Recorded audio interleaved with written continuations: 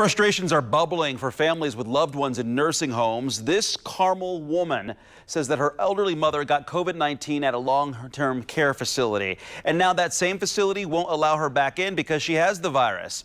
She reached out to WRTV Investigates' Kara Kenny for help, and Kara found out the process for families can be downright confusing.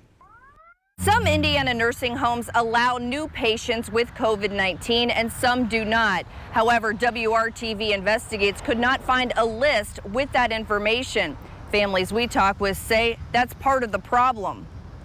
Tracy Pelton's 92-year-old mother, Dolores, had a stroke in September and needed rehab and therapy. Dolores went to the Barrington, a long-term care facility in Carmel. She went into the Barrington for 2 weeks.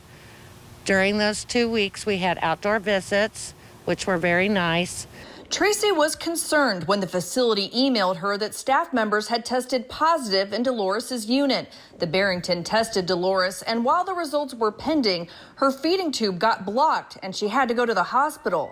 Later that night at 11 o'clock, the hospital notified me my mother was COVID positive. But as her mom got better, Tracy hit a roadblock. And the Barrington refused to take her back. The facility where Dolores likely got the virus was not able to accept her. State records show the Barrington has had 13 staff test positive and 11 resident positive cases.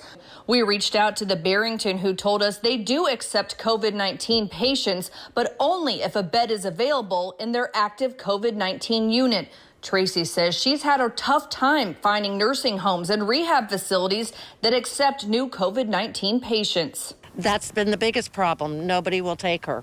I spent the last 3.5 days calling everyone in the state, trying to find some place for my mother to go. Our goal is to get her healthy enough to come back home. Zach Cattell with the Indiana Healthcare Association, which represents Indiana nursing homes, says there's no list of facilities that accept COVID patients because the situation changes daily. Whether or not you develop a COVID unit where you're taking on new admissions from outside of your existing resident population is an operational decision based on your staffing, your PPE supply, and your ongoing supply and access to testing. Cattell says hospital discharge planners should be able to help families. Seema Mohapatra, a healthcare expert with the IU McKinney School of Law, says unfortunately the burden sometimes falls on families to navigate the system. There's competing concerns in terms of the long-term care facilities, infection control, and then in terms of residents, their own rights. You can't just abandon these people.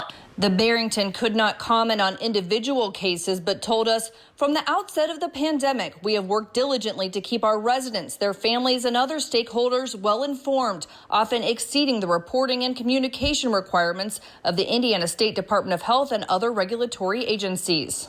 We reached out to the health department, who has not responded. Tracy contacted the State Department of Health as well, who told her they would investigate. There's no place for them to go. There's nobody that wants them. Dolores is doing better. She's in a short-term rehab now, but she's still COVID positive. I've lived 6 weeks of hell since that stroke started. There's nobody on the same page. WRTV Investigates connected Tracy with several resources, including IHCA and Leading Age, and they're helping her find a more long-term place to take her mom. Working for you, Kara Kenny, WRTV. We are working for you. Here's some resources that may be able to help you with issues surrounding nursing homes. You can call or email the State Department of Health at familyoutreach@isdh.in.gov or complaints@isdh.in.gov. Their number is 317-233-7176. The Indiana Healthcare Association and Leading Age, which represents nursing homes, are another resource, as well as the state's long-term care ombudsman and the AARP of Indiana.